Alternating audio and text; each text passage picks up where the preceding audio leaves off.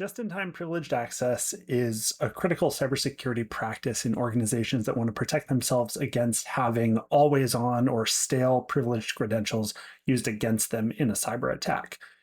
Just-in-time access ultimately involves creating new privileges or allowing access to privileges for limited amounts of time, only at the time that they're necessary for the person or even the machine or application to do the necessary job. You can grant access for 30 minutes on Wednesday to perform a particular task, and then the privileged access goes away, and you're not exposed to the potential leaking of that credential to be used against you by a cyber attacker. So I'm going to give a demo of how Xage Security enables just-in-time privileged access to let you empower employees, contractors, third parties, OEMs, supply chain partners, and more while protecting your enterprise from risk. I'm starting out here in the Xage interface as an end user, and I'm going to be playing the role of both the end user and the manager administrator granting the privileged access in this context. So right now, I'm logged in as a user and I can see all of the assets that I might potentially have access to for my job. Some of these have further levels of control that I would need to get through before I would be allowed to access them. You can see some that have an MFA requirement and some that have authorization requirements. So for this authorization requirement one, I'm going to use this to demonstrate just-in-time access. I am going to request access, and it's going to pop up this dialog that is requiring me to put in the time window for which I need access to this particular asset, and is going to give me a field to put in some notes about why I'm requesting access. So I'm going to set the time for a couple minutes ago, so that starts as soon as possible for this demo, and then I'll give myself about 30 minutes, or give myself an hour just to be safe. Requesting access for just-in-time access demo. I submit. So once I submit, we see pending approval, and an administrator is going to need to grant me the access I've just requested before I can access this DMZ workstation with an RDP administrator account. Okay, I'm going to put on my administrator hat and switch over to the Xage manager. Here, I'm going to look at the left sidebar where I've got all kinds of useful information about users, devices, network resources. I'm going to go down to the Sessions tab and look at Device Access Requests. And I can see here that my request has come through and is pending approval. So I can check the box there, open it up and look at details. Looks like, okay, Chase is requesting access for just-in-time access demo. We're going to go ahead and say, great stuff, Chase.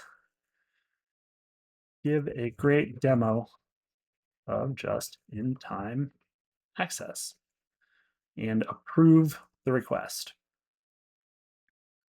Once that request is approved, disappears from the access request list, and we can move back to my user hat and see that now this has switched to pending approval from access requested. And as soon as that approval comes through, then I will be able to open up that DMZ workstation, or it's possible that it'll have another level of authorization or authentication that needs to happen. Even after I've been approved, I might still need to do another MFA challenge in order to protect this asset from an attacker that may have somehow gained access to my credentials. So layers of protection are an important part of just-in-time access. Here it looks like I'm approved, but now it's still MFA required, as I was saying. So I'm going to go ahead and launch the device. And I'm using an authenticator app on my phone. You could be using a different authenticator app, FIDO keys, all kinds of mechanism for MFA, though notably we do not allow SMS-based authentication because that has proven to be very vulnerable to MFA bypass techniques. So attackers know how to do SIM swap attacks, social engineering to get access and get around SMS-based MFA. So we no longer allow it on here. And I'm going to go ahead and type in my code from my authenticator app.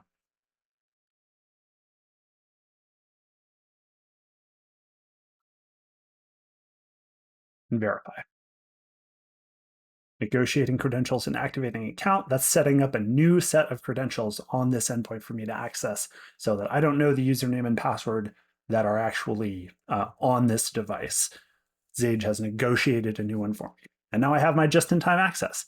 I'll be on here. I'm allowed to be on here until the end of that time window that was approved, and I can do whatever sort of work that I need to do on this machine. Now, if I switch back over to my manager hat or my administrator hat, I can go look at active Fabric user sessions, and I can see that I'm able to see myself in user mode accessing this device. This is an active session that's happening. So if I, for whatever reason, as an administrator, get uncomfortable with a current session that's happening, I am able to go ahead and look at the details of that session, look at how long it's been going, what's been going on, and if I decide, okay, you can see my login times, my various information about the actual session, and if I decide that session is not something that should continue happening, I, as the administrator, can go ahead and terminate it. So I'm going to go ahead and terminate that session. And I have the opportunity here as the administrator to suspend user accounts to prevent subsequent login. If I'm terminating a session in midstream, that probably means that there's something going on and I want to be able to check in with this user before letting them log right back in and go back to doing what they're doing. So I'm not going to do that to myself for the purposes of this demo, but it's an option. I terminate the session, successfully terminated. I go back here and in user mode, I've been kicked out. I'm not inside the environment anymore, and likely that administrator is going to be reaching out to me about that. So that's how just-in-time access works in Xage, and just-in-time access in general is a really critical part of all privileged access management activities and general secure remote access best practices and zero trust best practices to reduce the attack surface that is represented by always on, potentially stale privileged credentials that have been the entry point for so many cyber attackers to get in and cause real harm to the enterprise. So if you liked that, please visit xage.com to learn more about our zero trust access and protection solution. And thanks so much for watching.